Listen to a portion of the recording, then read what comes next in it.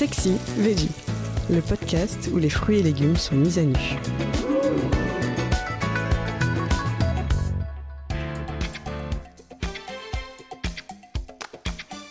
La clémentine est-elle meilleure seule ou accompagnée ?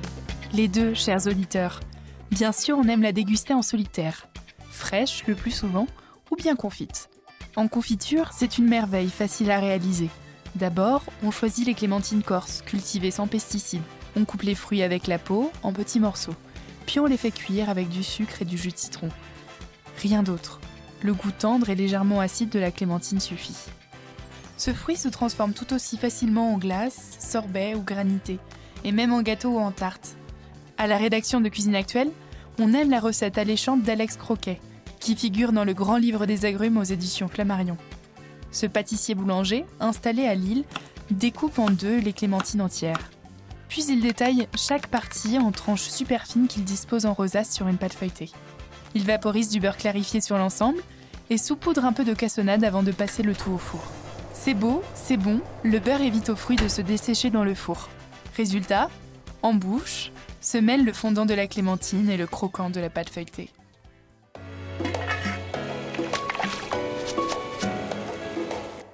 La clémentine gagne aussi à être accompagnée, mais bien accompagnée.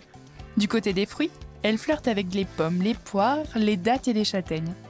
Les légumes ne sont pas en reste. Elle batifolent joliment avec les endives, fenouils, carottes ou bien même asperges vertes. Sous quelle forme ? En salade avec des quartiers entiers ou bien tout simplement en utilisant son jus dans la vinaigrette. Elle trouve aussi de sacrés alliés parmi les viandes comme le magret de canard et la volaille. Là aussi, un geste simple consiste à déglacer le jus de cuisson pour lui apporter une jolie note fruitée. Du côté des desserts, en salade, en confiture, en glace, on n'hésite pas à l'assortir de fruits secs ou d'épices comme la cannelle, le gingembre ou la vanille.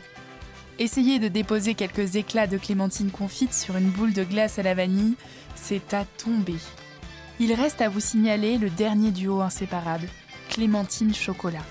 Une recette ultra simple consiste à tremper des quartiers de clémentine dans du chocolat fondu et à les dresser sur des pics en bois comme des sucettes.